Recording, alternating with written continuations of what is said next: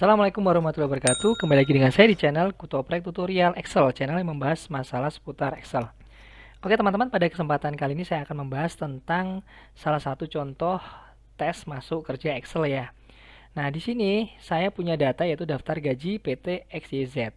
Nah, dari soal-soalan ini, kalau saya fokus utama ya akan saya lihat apa dulu? Saya lihat sumber data dulu atau saya lihat pertanyaan dulu? Kalau saya lebih ke arah saya akan lihat pertanyaan dulu.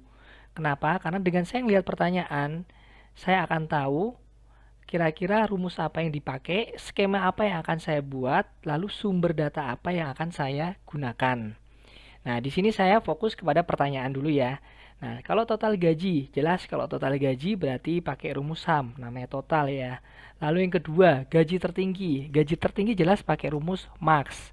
Lalu yang ketiga, gaji terendah. Gaji terendah pasti pakai rumus MIN. Lalu gaji rata-rata berarti pakai rumus average. Lalu jumlah karyawan pakai rumus apa? Pakai rumus count. Oke, kita sudah tahu dulu pertanyaannya. Nah, setelah kita tahu pertanyaan, kita lihat sumber datanya. Oh, sumber datanya ada nama karyawan, gaji pokok, tunjangan, jam lembur, total gaji. Oh, pokok poinnya adalah pada total gaji ini. Karena di sini ada total gaji, gaji tertinggi, terendah, gaji rata-rata. Berarti pokok poinnya di sini ya, teman-teman ya. Oke, seperti itu. Lalu, di sini ada pertanyaannya, ada satu pertanyaan lagi yaitu pada lembur. Nah, lemburnya ini harus kita isi. Kalau kita lihat skemanya seperti ini, berarti kita harus ada data lembur per jamnya berapa. Nah, di sini sudah ada notes lembur per jam adalah 20.000. Nah, berarti ini jam lemburnya juga sudah ada. Rumusnya bagaimana? Sama dengan berarti sel E4 dikali sel sel D15. Lalu kita kunci pakai F4, kita enter. Nah, kenapa di saya kunci? Kenapa yang E4 tidak saya kunci, sedangkan yang D15 saya kunci? Saya kunci dua lagi nih, ada string yang di depan dan string yang ada di depan huruf, lalu string yang ada di depan angka. Kenapa saya kunci? Karena agar nanti ketika data ini saya tarik ke bawah, itu datanya tetap yang ini, yang sel D15, jadi tidak berubah-ubah kemana-mana. Sedangkan yang satunya ini, yang sel E4 ini saya tidak kunci, karena saya butuh dia nanti datanya bisa bergeser row-nya ke bawah. Seperti itu.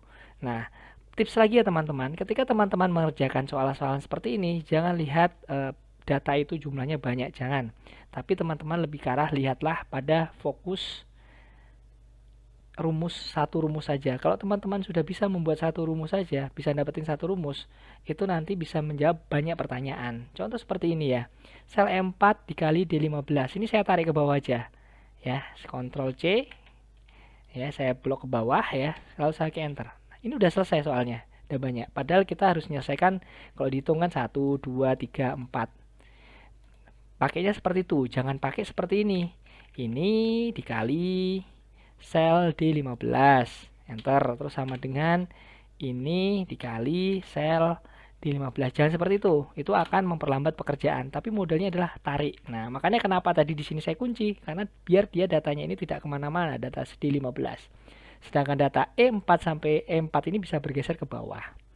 Saya tunjukkan rumusnya teman-teman sama dengan formula teks ya. Ini di sini ada formula teks, lalu buka kurung sel mana? Sel F4.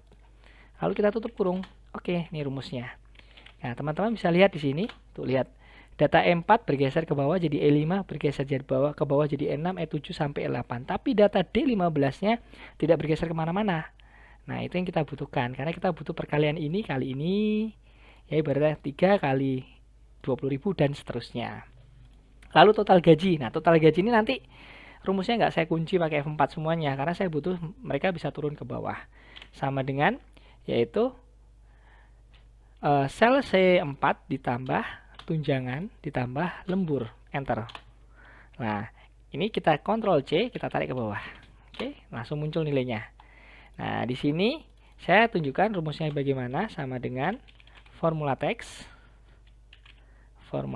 sel G4. Ya, ini rumusnya. Nah, kita copy ke bawah rumusnya jadi dia bergerak C4, C5, C6.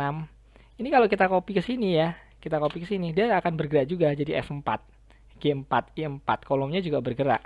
Tapi karena saya butuh cuman ke bawah tok. Oke, di sini kan sudah kelihatan nih bergerak ke C4, C5 dan seterusnya. Jangan nanti buat kayak gini lagi, gaji pokok ditambah tunjangan tambah lembur, terus ini sebawahnya lagi sama dengan C5 ditambah tunjangan tambah lembur. Jangan buat seperti ini, tinggal tarik aja. Tuh, tinggal tarik seperti ini. Ini Ctrl C, lalu di drag ke bawah ya, di blok ke bawah nih ya, lalu kita enter. Udah muncul nilainya. Atau kalau enggak ya pakai ini aja, pakai yang di sini ada ini klik 2 kali. Tapi kelebihan ya kalau klik 2 kali, soalnya datanya di sini nggak ada ini apa namanya. Nah, kalau ada ini mungkin bisa ya, coba ya. Oke, gitu ya teman-teman ya. Lalu di sini setelah itu kita yang step kedua adalah akan mencari total gaji. Tadi di awal saya bilang adalah total gaji pakai rumus sum. Kita coba ya. Sama dengan sum, lalu buka kurung sel apa G4 sampai G8. Ya, enter. Rumus di 23.640.000. Ini rumusnya sum G4 sampai G8. Lalu yang kedua, gaji tertinggi. Gaji tertinggi berarti pakai rumus apa? Gaji tertinggi pakai rumus max. Berarti sama dengan max, buka kurung, sel G4 sampai G8, lalu tutup kurung. 5660. Jadi gaji tertinggi adalah 5660. Di mana itu? Siapa? Karyawannya Alan. Itu Alan memiliki gaji paling tinggi di antara karyawan lainnya. Lalu gaji terendah sama dengan min, buka kurung, sel G4 sama sampai dengan sel G8. Lalu kita tutup. Enter. 4080. Itu siapa? 4080 itu si Andi gajinya paling rendah. Lalu yang ketiga, gaji rata-rata. Rata-rata gaji karyawan PT XYZ adalah sama dengan average. Average berarti rata-rata sel G4 sampai G8, lalu kita tutup. Enter. Dapat 4728. Jadi rata-rata gaji adalah 4728. Kita bisa lihat juga di sini. 4728 ya. Jangan gini ya, nanti nyari gaji rata-rata di sini kelihatan di sini average 4728 ini di sini, terus ditulis di sini 4728. Ini kalau salah ini kalau kayak gini. Karena yang penting itu kalau tes kayak gini itu yang penting adalah rumusnya ya, rumusnya. Prosesnya ada proses hasil seperti itu. Enggak langsung hasilnya apa. Kalau umpamanya prosesnya salah, hasil prosesnya aja nggak sesuai gitu ya, nggak ada rumus-rumusnya, langsung hasilnya, itu kan sama juga nggak tes kalau kayak gitu. Nah, gaji rata-rata sama dengan average, tadi average sel G4 sampai dengan G8, lalu kita tutup, enter, rumusnya average, lalu jumlah karyawan pakai rumus count. Sebenarnya kita bisa lihat di sini, karyawannya ada berapa? Ada 5, tulis 5, salah, nggak bisa nulis 5 kayak gini, karena yang difokuskannya adalah pakai rumus. Ya, rumusnya apa tadi? Count. Rumusnya count ya, lalu buka kurung, sama dengan count, lalu buka kurung, sel apa? Sel G4 sampai G8. Kita tutup. Berarti ada 5. Ada 5 karyawan.